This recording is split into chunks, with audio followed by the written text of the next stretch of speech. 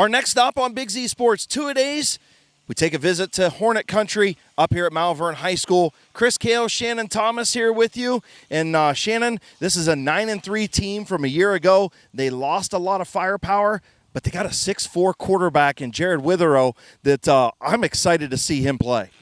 Yeah, Coach Chiurco said, it's a tall drink of water. He's excited about this kid the way he said he can pass. He's got a big arm. The kid can run. So he's only a sophomore, so they'll find out, their first scrimmage there against Minerva coming up, and they'll see where he stands. Yeah, 9-3 playoff team. They got a big playoff win last year, and they lost to a number 1 seed in round number 2. But always good when you can rebound and have a playoff win come into your next season. And I don't want to call it rebuilding because you still have a lot of star power up here with the Malvern Hornets. But this is going to be a fun team to watch and grow over the course of the season. Yeah, they lost some kids, and that's one of the terms I always hate in high school football is rebuilding, because you don't ever stop building in high school football. Every year a class graduates, every year a class comes back. He's got a very young team, and a lot of those kids are back this year. So it'll be good to see how this team gels together after that playoff run last year. Like you said, they lost to a number 1 seed, but you learn from losses, you move on, and then they'll open their season, and we'll see how prepared the Hornets are. I'm being joined in now by head coach Matt Chiurco of the Malvern Hornets, and coach, 9-3 playoff year last year, your 5th season at the helm of the Hornets. Just talk about 2022 and how things went for you guys. Obviously, it was a good year with a playoff win. Yeah, we had a good year. We had a veteran team last year. A lot of guys had played a lot of football over the previous 3 years, and so we really felt like we were going to have a good year. We had a tough one there at Sandy, and then got beat back here at home against Garroway, but then we got onto a roll and got a playoff win, and then we lost to a very good Lucas team. Yeah, absolutely. And Coach, talk about some of the key losses from last year. Obviously, Tristan Phillips, Noah Ball, Johnny Walker all graduated, but just talk about what they meant to this program and the leaders that they became, and who you are looking to step up now and take those leadership roles. It was a good senior class. We had 11 seniors, and anytime you're playing small school football, you have 11 seniors leave. It hurts. And really, you can add in Bryson White in there and KJ Thomas. We had a good senior class that did a lot for us. Really continued to raise the bar to get us back to where we had been.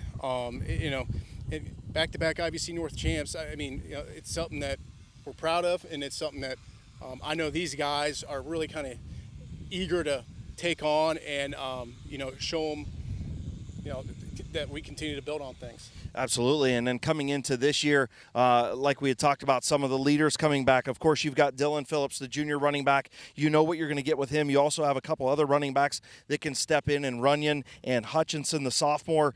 He's going to play a little bit of linebacker for you. Just talk about how your backfield is shaping up this year, behind a big 6'4" quarterback. Yeah, we have a lot of guys that we're going to use throughout the backfield.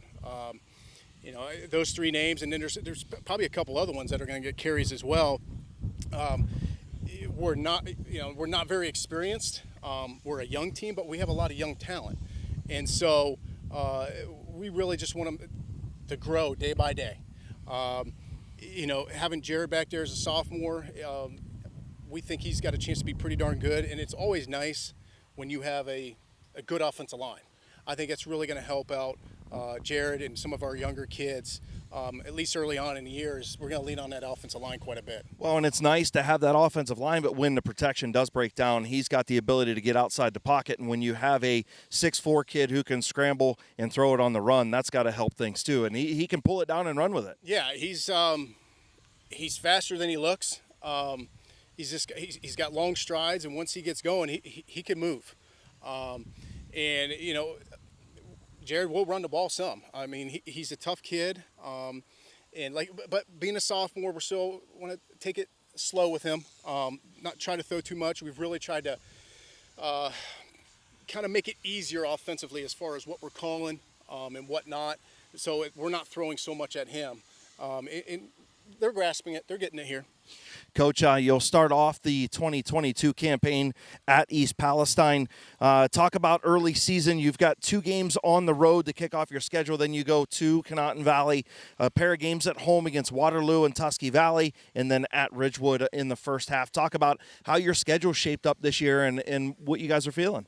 You know, with a young team, you're just not sure. You know, East Palestine was a young team last year. They're still going to be a young team this year. They got a new head coach that was really a late hire. And so we'll get to see them on Saturday. So, you know, anytime you open on the road, things can get tough. And so we want to make sure we're ready to go. Then we got to head down to Conotton week 2. And we haven't been down there since 2019 just because of COVID and stuff like that. And, you know, Donnie, he's done a great job down there. You know, organization, just toughness and things like that. And so that will be a tough one down there. And then Waterloo at home. Waterloo's a team that brings a lot back. Probably 8 starters or so on both sides of the ball. Run-heavy offense. And so that'll be a test for us here at home. And then, you know, you get Tusky Valley. You know, now that we only have one crossover, Tusky Valley is more like just a non-conference game. So we actually have them for the next 3 years.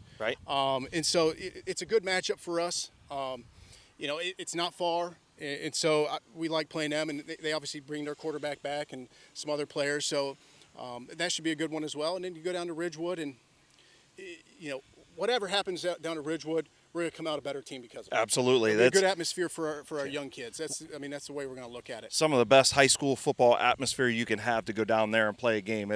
You know, especially on the road, is a team that you want your kids to get ready to endure a hostile crowd.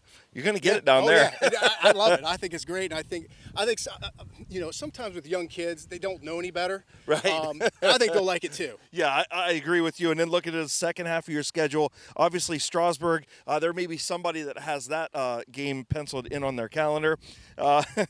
Buckeye Trail, you play up there, or down there rather. New Cumberstown at TC, and then East Canton. So 3 of your final 5 you get right here in the friendly confines. Yeah, that's always nice, especially when you get into league games. And I think it benefits us a little bit being a young team that you don't really start league games now until week 6. So we have time to fix things and vamp things as we see fit and kind of go from there. But, you know, Strasburg's going to be a lot of freshmen. Buckeye Trail, Donnie Kearns has done a good job with them. I think they got a lot of good players back. They bring Newhart back, who's a good quarterback. They got a couple other guys, athletes-wise, Geiger, Charlie Perry. That'll be a tough one. It's going to be a tough one on the road down there.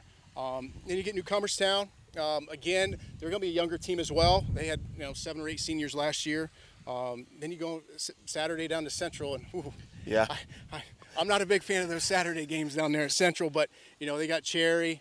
They got Mahaffey back, Chazinski. So, I mean, they'll have athletes as well. And then, we finish up here against East Canton. And East Canton lost a lot of skill, but they still bring their quarterback back, their tailback. They got some line. And that's always just a good game. Very good possibility that Saturday game at TCC might be on the Big Z Sports airwaves. I'm just saying. Might want to tune in for that one, but looking forward to that one. It'll be good. And Coach, just thank you for inviting us out here. We are so excited to move into Hornet country. You guys are just on kind of the outskirts of where we've covered the last couple of years, but we've dipped our nose out here a little bit in pieces. Rather it's basketball, sometimes in baseball, even football a few years ago, like we talked about off camera. But now to cover you guys pretty much full time this year, really looking forward to it. We're excited. Yeah, we're real happy you're here too. We're kind of in a weird spot. We're like 2-3 miles from Stark County, and we're up here in the furthermost and in the corner. So yeah, anytime we can get our kids and get them noticed, it's always a good thing. Well, and that's what it's all about. And anybody that follows Big Z Sports knows that it's all about the kids in the programs for us. So, we're thrilled to come out here and cover you guys. We appreciate you giving us the time, and we look forward to covering you all season long, Coach. Thanks. I appreciate it. That was head coach Matt Chiurco, of course, getting ready to go into his 5th season here up at Malvern High School. And, talking about some of the players, their 3-headed monster young backfield, I think is going to be great. Dylan Phillips, only a junior. He's going to play some running back, some wide receiver. You're also going to see that on a sophomore, Drake Hutchinson. A lot of people know that Hutchinson name around here. And then you've got Ryan Runyon, the senior, going to do some of that as well. I like their skill players up here behind the 6'4" quarterback. Yeah, Phillips is only a junior, but that's a big name for them, Keep an eye on this kid, because he could easily be chasing some Big Z hardware at the end of the year.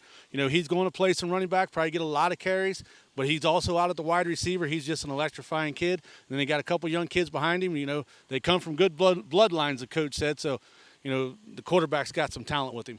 Shannon, how do you like their schedule? Coach said he's not really sure, right, about the schedule because they got to play some tough games on the road, like down at Ridgewood. They start on the road against East Palestine. But, overall, thinks it's a pretty comfortable schedule. What do you think when they start out East Palestine and at Conotton Valley? So 2 road games for this team to get acclimated to. Then they they get Waterloo at home and Tusky Valley at home before heading down to Ridgewood in the first half.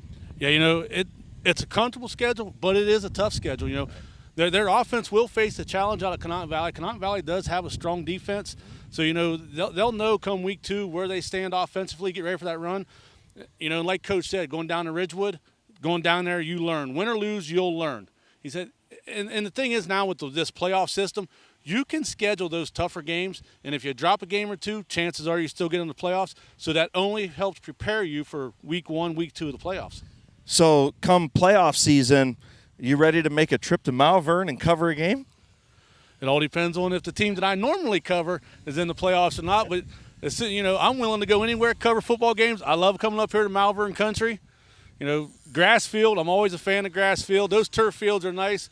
But when it comes playoff season, I like the rain, I like the snow, I like the grass. Absolutely. Of course, Shannon Thomas, Chris Kail here with you from Malvern High School. A big thank you to everybody up here at Malvern for allowing us to be full-time coverage this year on Big Z Sports. So Malvern Hornet football right here on Big Z Sports. We'll see you on the next stop of 2-a-days when it rolls around.